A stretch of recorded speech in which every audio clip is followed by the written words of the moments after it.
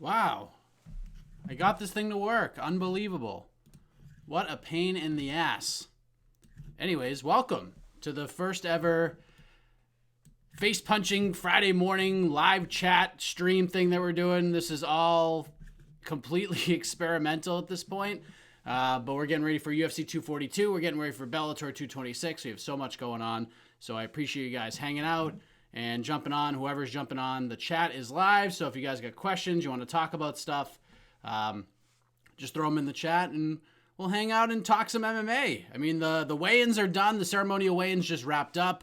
And the good news, a lot of us stayed up until 1:30 in the morning to make sure that it was official. But Khabib Nurmagomedov and Dustin Poirier both made weight successfully at 155 pounds. I know there were reports coming out that Khabib, wasn't having a great weight cut. He wasn't feeling very healthy, but he certainly looked just fine to me. So he's ready to go. Dustin Poirier's ready to go. We have quite the main events coming up tomorrow afternoon.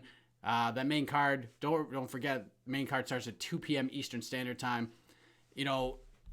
Let's talk about the card. I mean, for a while now, people kept saying that this is such a loaded up card. It's massive. It's loaded from top to bottom. But if you really look at it, it's not the most deep card that the UFC has put together in quite some time. It just really isn't. So there are some good fights. I love the Paul Felder Edson Barboza fight, especially considering they fought 4 years ago. Edson Barboza is one of the most exciting fighters in the game, has been for a long time, but has he really evolved his game at all since that first fight 4 years ago against Paul Felder? We know Paul Felder continues to get better and better with each fight, so makes things very fascinating. That division is so deep right now. We talk about it on Between the Links all the time. My good friend Keith Schillen praises it, sings it from the mountaintops that the UFC's lightweight division is the best division in the sport right now, and I couldn't agree more. It's a fantastic and fascinating division.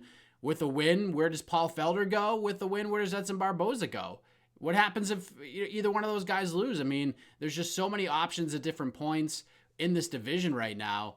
And I'm really looking forward to this card tomorrow afternoon. And we got Bellator 226 coming up tomorrow night. So once UFC 242 ends, you can take a little bit of a power nap and get ready for Bellator 226.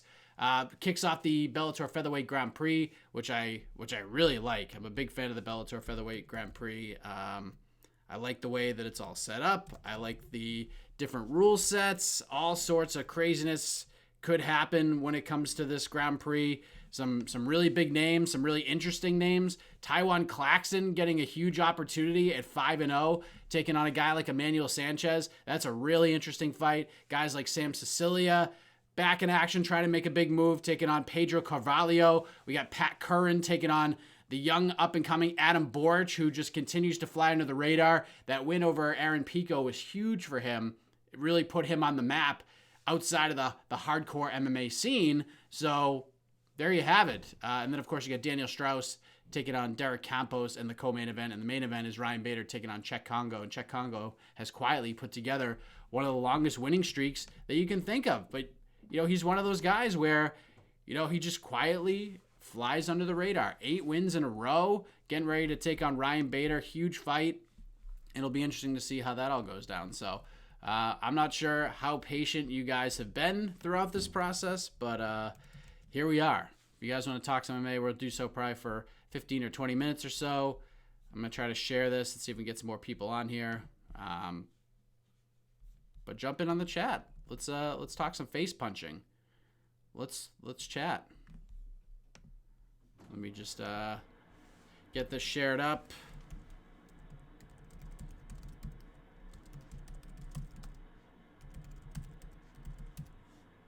What are you guys looking forward to this weekend? Some good fights. I want to talk about Joanne Calderwood and Andrea Lee. I mean, what a great fight that is. It's a historic fight. You got two women going at it in the women's flyweight division. In the Middle East, it's not a very common occurrence to have women competing. You've seen it when the WWE goes to Saudi Arabia. You don't see women on those cards. So this is a pretty historic thing, having two women's fights, a huge one between Andrea Lee and Joanne Calderwood in that division. So, I mean, just a whole lot to like, for sure. I'm interested to see what happens if Andrea Lee gets the victory. Like that's what I'm interested in seeing. Andrea Lee gets the victory. There's a lot of hype behind her right now. It seems like the UFC's pushing her a little bit. But I had a great conversation with her. You can find it on the YouTube page. She said some really fascinating things in terms of how she feels she could handle being a UFC champion right now. Because a lot of people are saying, like, do you think you can leapfrog Caitlin Chukagian with an impressive performance over Joanne Calderwood? You know, maybe that's something that was in the back of her mind, but it seems to be something that she's thinking about more. But with everything going on in her personal life right now, she doesn't know if she can actually handle the pressure of being a champion, of holding that title, because not only it's not like you're defending the title and that's all you're doing. There's so many obligations. There's so much media you have to do. There's a lot of responsibility that comes with being a world champion in MMA or boxing or any sport, really. You know, different trips, different media events. You're traveling all over the place, and she doesn't know if she can handle that pressure, at least right now, with the divorce going on, with child custody battles, things of that nature. There's just a lot going on with her. But she's a surging contender in that division. I think she's very marketable.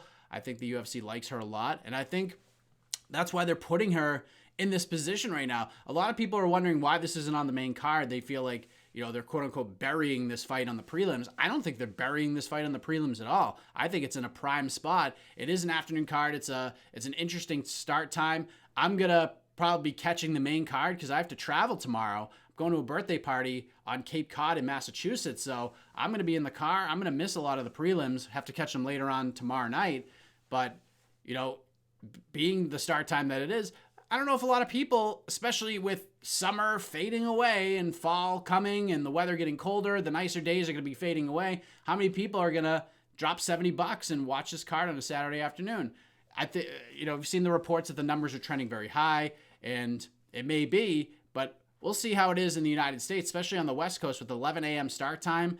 You know, people want to get out. I mean, college football season, there's so much going on. So I think having Andrea Lee and Joanne Calderwood as the, you know, headline prelim fight is a huge thing. I think a lot of eyeballs are going to be on them. I think a lot of people might watch that fight and then maybe skip the main card. I mean, I could see that being a strong possibility with the strange start time. But at the same time, we had the UFC in Shenzhen, China, last weekend, and that card started at 3 o'clock in the morning. The main event happened at 8:30 in the morning, and that thing trended like crazy. So it's an interesting time in the sport. I love that fight. I think that outside of the main event, that's the most fascinating fight on the card.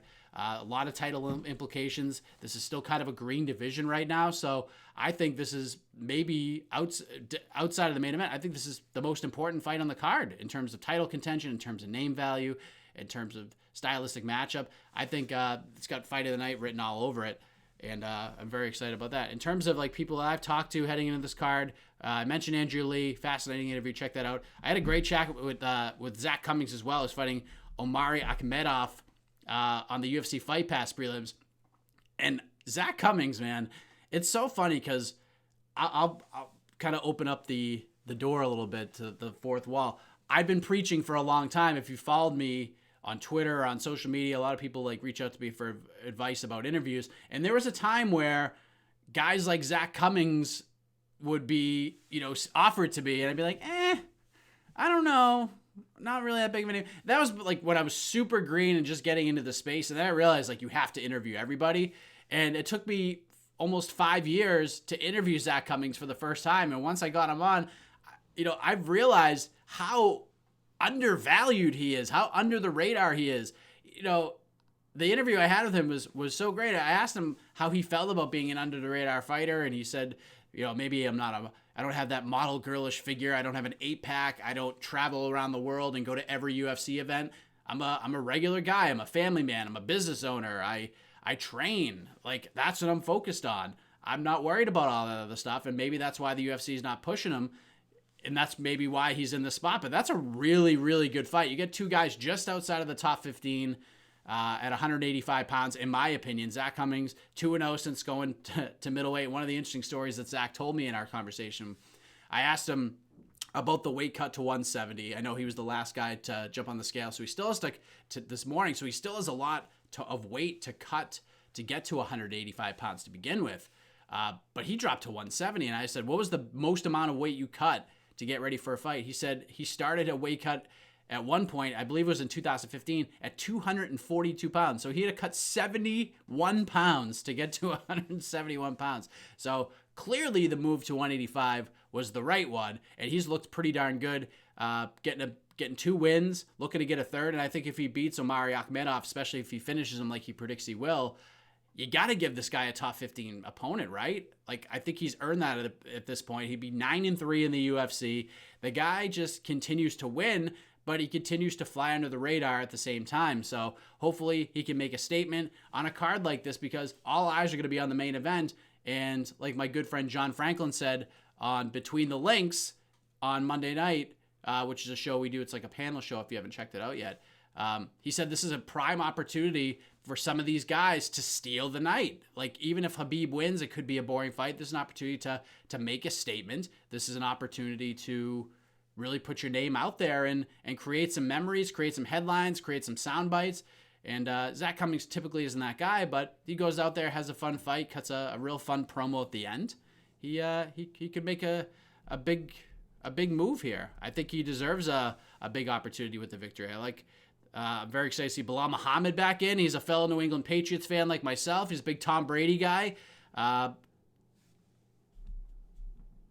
me see. Omar. Who am I talking to? I'm talking to whoever wants to. See, just to kind of preface this is all experimental. I'm trying to figure some of this technological stuff out when it comes to these streams. So this is really just an experiment. I just threw it up on Twitter a little while ago and said, who wants to talk some face punching? I screwed this thing up quite a bit and was delayed like 10 or 15 minutes. So I'm talking to whoever wants to jump in. I didn't expect anything. I didn't expect anybody to be here. So this is more just an experiment to see if I can get this thing to work and figure all this crazy technology out. But if you want to talk some MMA, Omar, I'd be happy to answer some questions outside of who am I talking to. So I'm just messing around. I'm really just being honest right now. You know, whether there's 0 people in here or 500 people in here, I have to make sure that I know how to do this stuff moving forward. So we're going to do this for about 3 more minutes because I screwed this thing up and I have to go pick up my kid at school in a few minutes. So this really is just an experimental thing. But some good fights coming up this weekend. So looks like I figured out how to do this. So if anybody does, unless somebody jumped on last minute and wants to ask a question, I'm probably going to roll out now that I figured this whole freaking thing out. So that's it. That's it. Thank you all very much. And we figured out how to do this. It will not be this much of a nightmare the next time around. So we're going to try to do this every Friday morning and make this a thing where we all get to hang out and talk some MMA, and hopefully I'll figure this all out. Who do I think is going to win in the main fight? It's a great fight. I think Dustin Poirier has a great shot to shock the world here, although I don't even know if shock the world is the right thing to say. I think his style matches up with Khabib very well, but man, Khabib is just so good. No one's been able to really break that pressure. I think Poirier is going to have his moments. I think Poirier could finish the fight early, but if he doesn't, eventually Khabib's going to get his hands on him, and when he does, Poirier and whoever else stands across from him is going to go for a ride. And once he puts you on your back, it's very hard to get back on your feet, especially when this happens over and over and over again. Khabib just mauls people. And, you know, for a guy like Dustin Poirier, he's such a great guy. He's the white knight, so to speak, of this division. It would be a really cool moment to see him go in there and make his dream a reality, become a world champion, and create a highlight reel that'll live in the annals of history for a long time. But man, Khabib's just a tough out right now. So I don't know if Dustin can get it done. I'd love to see it happen. Derek, don't sleep on Don Madge. Opponent stepped up on Monday.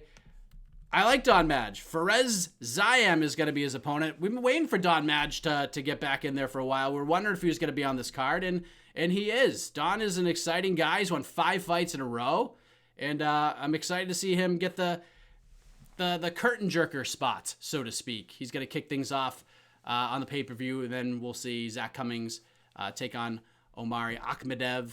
It's a fun card. If you're a fan of Middle Eastern fighters, there's a lot of them on here. There's some really interesting fights. Like I talked about for a little while. I think Andrew Lee, Joanne Calderwood is super fascinating. Outside of the main event, I think that's the most interesting fight on the entire card. And it's not on the main card. It's gonna be on FX or ESPN Plus, wherever you're gonna be watching it. It won't be on ESPN. And remember, it's an early start time, so main card's gonna start at 2 p.m. It's just it's a straight night. I subscribe to you since you're a nice guy. Others get mad when I start talking. It is what it is, man. I've been doing this for a while, Omar. I am not prone to getting some crap flung my way, but again, this is such a strange space these days, and you know, you got to put out content. You got to do different things. I don't typically do these chats. I've done like some live streams after Contender Series and stuff like that, but that was with the old Google Hangouts thing. It was so much easier to do that, but now Google Hangouts doesn't let you live stream on YouTube anymore, so now you got to figure out all this other crap and try to make it look good, and it's just a pain in the ass. It's just a pain in the ass, but I'm learning, and that's why I'm doing this. I didn't expect anybody to come on this thing, so I'm glad we got a couple of questions, and I really appreciate that. So we'll probably roll for about 2 or 3 more minutes. Any other fights anybody wants to talk about? Bellator 226. I love this featherweight Grand Prix, by the way. I think this is so fun. There's some great matchups. I love this blind draw format that they're going to do, because once these guys win, they're going to have this special where there's going to be a draw, and a fighter's going to get drawn from probably one of those like bingo spin around shoots, and they get to choose when they want to fight and who they want to fight against. So we don't know what the second and third round matchups are going to be in this Grand Prix, and there's 16 guys. There's former champions. Obviously, you got the current champion in there right now. You got guys like Taiwan Claxton, who's 5-0, looking to make a big statement. You got guys like Adam Boric, who is 12-0. He made a big statement when he took on Aaron Pico. I mean, there's just so much going on right now. I love this featherweight Grand Prix. Of course, you got Ryan Bader and Chet Congo as well. So there's going to be a plethora of MMA coverage for you guys to go through tomorrow. Some good regional stuff, too. Cage Titans is back on Flow Combat tomorrow as well. That's going to be fun. Maribek is the next champion, 100%. Maribek's no joke, taking on Diego Ferreira. 27-5. This guy, another one. This is, I think the theme of this card is guys who fly under the radar. I mean, we see with Zach Cummings, Bilal Muhammad's another guy. I mean, there's a lot of fight. Don Madge is another guy. A lot of these guys are flying under the radar. Curtis Blades is another guy.